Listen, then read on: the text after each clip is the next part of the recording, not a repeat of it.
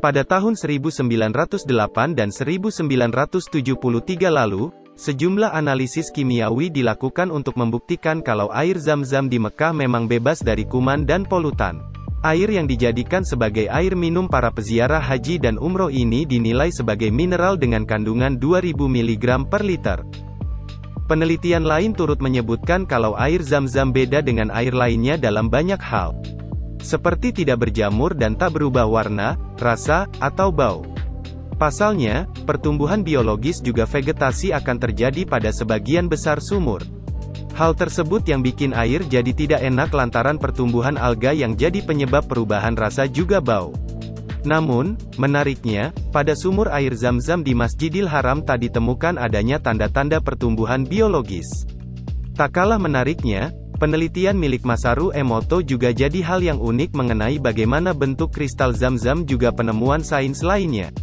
Mengacu dari penelitian Masaru Emoto pada naskah Project Miracle of Water yang disupervisi oleh Wafa Mansur Frigui. Pada penelitian menunjukkan kualitas atau kemurnian air Zam-Zam tak akan ditemukan pada tempat lain di dalam air manapun di muka bumi ini. Pasalnya, Masaru mendapati kristal berbentuk unik. Sesuai namanya, Zam-Zam sendiri terdiri dari dua kata. Air Zam-Zam memiliki bentuk dua kristal. Masaru memakai teknologi nano yang juga banyak meneliti mengenai air Zam-Zam. Pada penelitiannya, Masaru mendapati kalau satu tetes air Zam-Zam bercampur dengan 1000 tetes air biasa, maka air biasa tersebut akan mendapat kualitas yang mirip dengan air Zam-Zam. Dalam sejumlah pengujian, Masaru menemukan kalau kualitas atau kandungan air Zam-Zam tidak bisa diubah.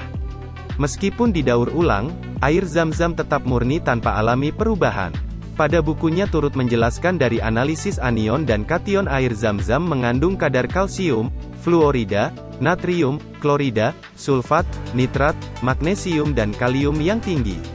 Kecuali fluorida, semua mineral tadi ditemukan pada konsentrasi yang lebih tinggi dalam air Zam-Zam jika dibandingkan pada air minum lainnya.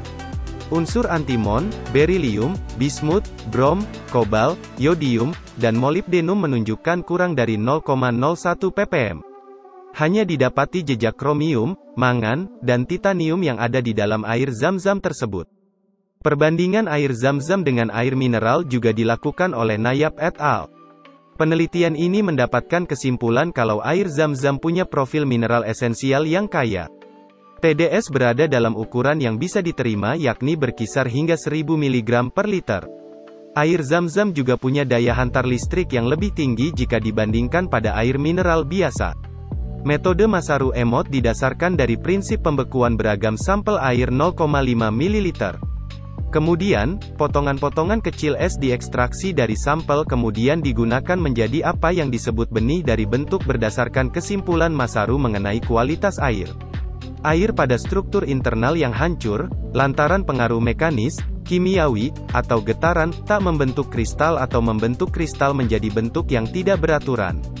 Mata air umumnya membentuk kristal heksagonal. Masaru sendiri sudah menulis sejumlah buku di antaranya yang paling terkenal ialah Messages from Water. Pada buku ini, beragam perairan di seluruh dunia menampakkan wajahnya masing-masing pada hasil foto kristalnya. Buku tersebut juga menjelaskan kalau tak ada dua perairan di dunia ini yang benar-benar sepenuhnya identik. Terima kasih sudah menonton video ini sampai habis. Jangan lupa klik tombol like dan subscribe serta hidupkan loncengnya agar tidak ketinggalan video terbaru di channel ini. Sampai jumpa di video selanjutnya.